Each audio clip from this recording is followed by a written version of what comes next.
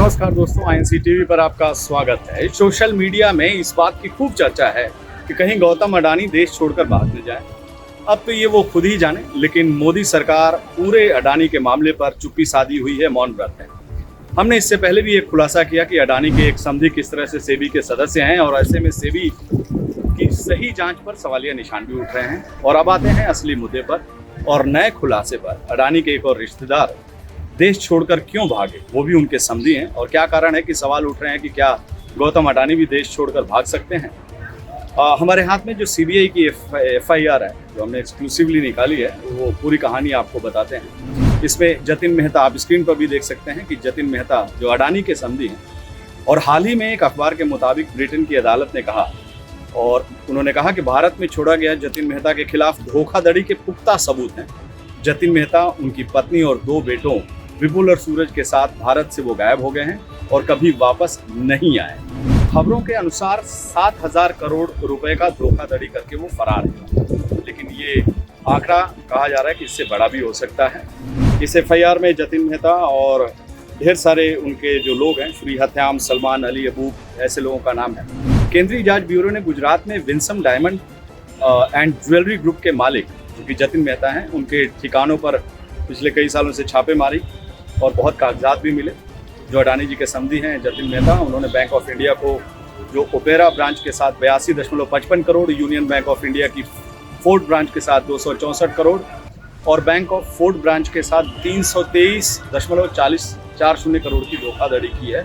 और ढेर सारे बैंक हैं जिनका मिलाकर कुल आंकड़ा तकरीबन 7,000 करोड़ है। 22 नवंबर 2022 को, कुछ दिन पहले ही, इंग्लैंड और वेल्स उच्च न्यायालय के न्यायमूर्ति एडविन जॉनसन ने कहा कि यह एक बड़ी अंतर्राष्ट्रीय धोखाधड़ी का मजबूत सबूत है। उन्होंने कहा है बहुत बड़ी अंतर्राष्ट्रीय धोखा जो है वो हो रहा है। मेहता ने भारतीय नागरिकता त्याग दी और सेंट किट्स और नेविस के वो नागरिक बन गए, ऐसा अखबारों में आया। और एक अखबार के मुताबिक इस मामले में अस्वाभाविक हड़बड़ी में सीबीआई ने मार्च 2021 में एक लंबी क्लोजर रिपोर्ट दायर की। वो अखबार की आप कटिंग भी देख सकते हैं। लेकिन जांच से पता चला कि सभी निर्यात संयुक्त अरब अमीरात में स्थित संबंधित पार्टियों को किए गए थे।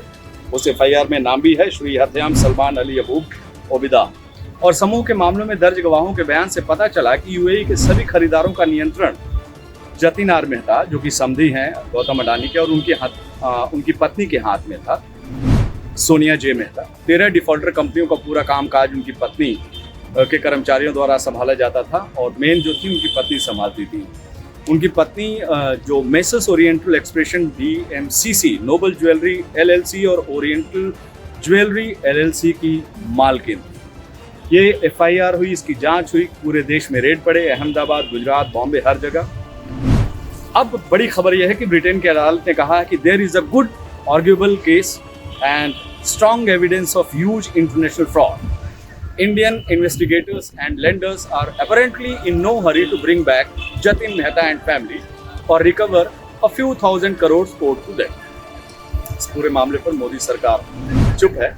कौन बचा रहा है अडानी के परिवार के, उनके सदस्यों को, जो कि विदेशों में 7,000 करोड़ रुपए का घोटाला करके भागे हैं, फरार हैं।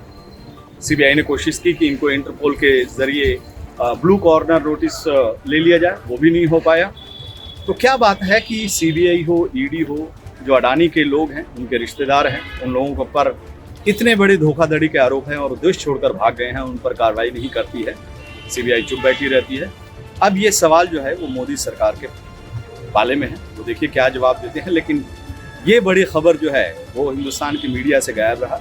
और ये खबर जो है, जिस तरह से ब्रिटेन की अदालत ने कहा कि ये सबसे बड़ा अंतर्राष्ट्रीय जो है वो धोखाधड़ी है, और धोखाधड़ी करने वाले गौतम अडानी के सब। नमस्कार, इस बुलेटिन में इतना ही। आप देखते रहिए आईएनसी टीवी, और भी ढेर सारे खुलासा करेंगे। नमस्कार।